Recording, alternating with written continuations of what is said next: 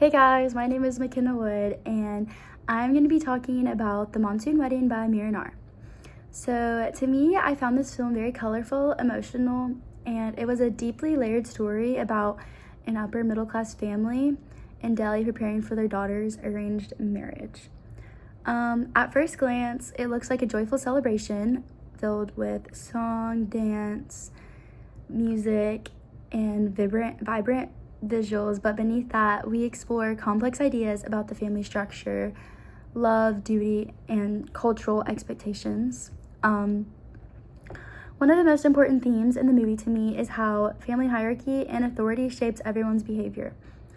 The father is represented as the leader of the family because, he's loving, obviously, but he also holds that pressure to keep the family upheld for the family's reputation. An example of this is in the scene where the wedding planner asks for more money, but the father becomes frustrated, obviously, but he wants to uphold that cultural wedding and that appearance for the tradition to go on. And this to me, this kind of shows how financial aid, or how financial and social pride are tied to the idea of family honor.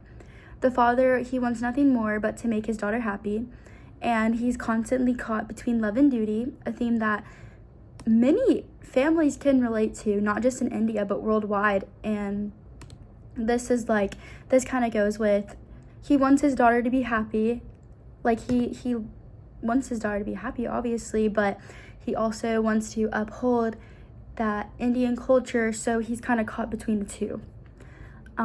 Next, The Monsoon Wedding presents marriage as both a cultural arrangement and an emotional decision.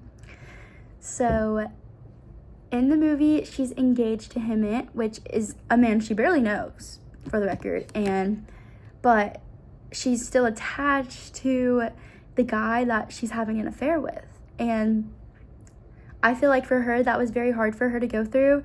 And a scene that really stuck out to me was whenever she confessed this affair to her fiance right before the wedding. This scene was so powerful to me because it showed honesty, guilt, and growth. Throughout the story, we watch her character grow as she realizes the importance of what matters more, which obviously is emotional truth and communication, even in the arranged systems.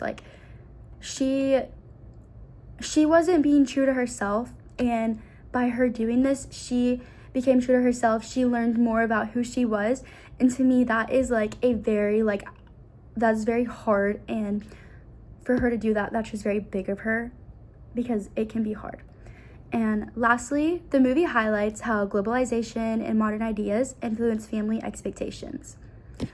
So, the younger side embrace the Western fashion, the music, and the attitudes, while the older family members still cling to their traditional values. And when, I kind of made, a symbol, I kind of used symbolism here, and it was the orange, how orange and gold symbolizes tradition, while the bright blues and purples show the new generation of individuality, them finding their own self. And so this is orange and blues, this is orange and yellows, orange and gold, I'm sorry, and this is blues and purples. And the end stuck out to me because Mira doesn't pick one side, she picks both, which makes, it's a metaphor, and so that metaphor is unity, because it brings people from the old and from the new, and it puts them together, making an even brighter color to me personally. And so these are both very bright colors, this one, obviously gold, bright, and then you have blue, the blues and the purples, which is kind of like a darker one, but to some people is more of a clear color, and then you put them together and you make an even more prettier color. And Mira put those two together, and she found her own.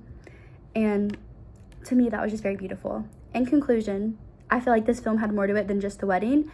We explored the identity, the family, and the finding balance between past and present. And I really enjoyed this movie, so thank you guys.